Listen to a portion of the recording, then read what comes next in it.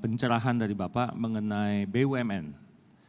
Peran dari BUMN. Memang BUMN ini vital sekali dalam ekonomi Indonesia.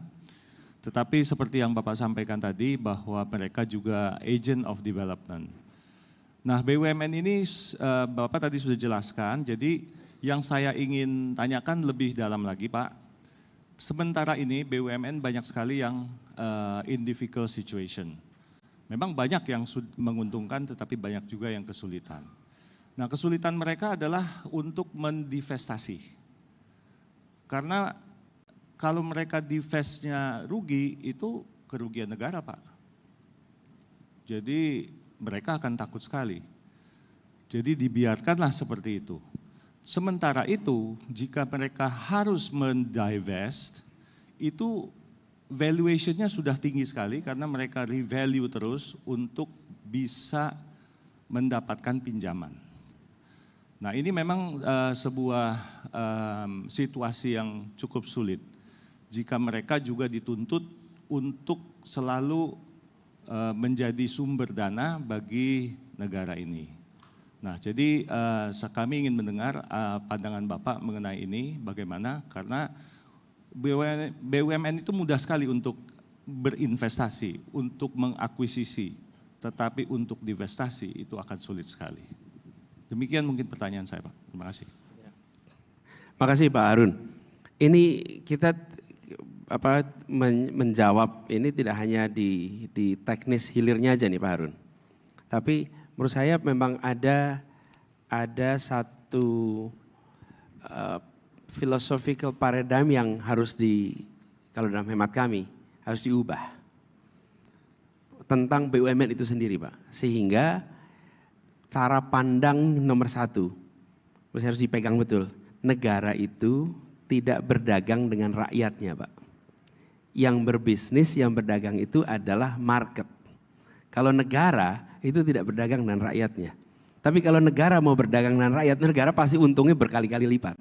Karena negara berdagang dengan rakyat. Karena itu stop thinking, negara berdagang dengan rakyat. Biarkan market yang berdagang dengan market. Apa itu? Ada produser, ada consumer, ada labor provider, ada labor supplier. Itu pasar.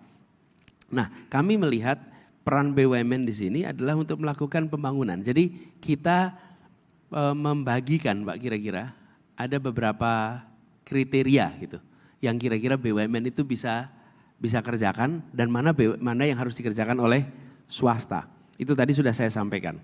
Nah, terkait yang hal teknis menghadapi isu divestasi dan lain-lain, menurut saya kita panggil aja yang memang expertnya Pak untuk membereskan apa opsi-opsi yang tersedia. Tapi bagi kami nomor satu itu mengembalikan dulu nih. Mengembalikan BUMN ke tracknya. Sehingga dia tidak terjebak sebagai kompetitor swasta. Dan dia tidak terjebak sebagai yang menghalangi swasta untuk maju dan berkembang. Jadi justru BUMN itu harus ditarik ke situ. Dan mengembalikan meritokrasi di dalam BUMN. Sehingga BUMN ini bukan sekedar political vehicle. Ini kan bukan partai politik. Ini bukan ormas. Ini adalah institusi negara untuk pembangunan yang bekerja menggunakan metode komersial. Tapi bukan institusi negara untuk mencari keuntungan komersial. Kenapa? Karena Indonesia adalah negara besar di mana peran BUMN di dalam pembangunan itu lebih penting. Ada negara lain yang ukurannya kecil yang membuat BUMN itu ditempatkan sama dia sebagai pelaku usaha sampai tingkat global. Karena mereka menginginkan BUMN ini sebagai bagian dari revenue stream mereka. Itu negara kecil, bisa mengerjakan itu. Dia punya state owned enterprise untuk kebutuhan itu. Tapi kalau negara sebesar Indonesia, lebih baik pasarnya yang dibesarkan, bukan badan usahanya yang dibesarkan. Kira-kira ini filosofi dasar.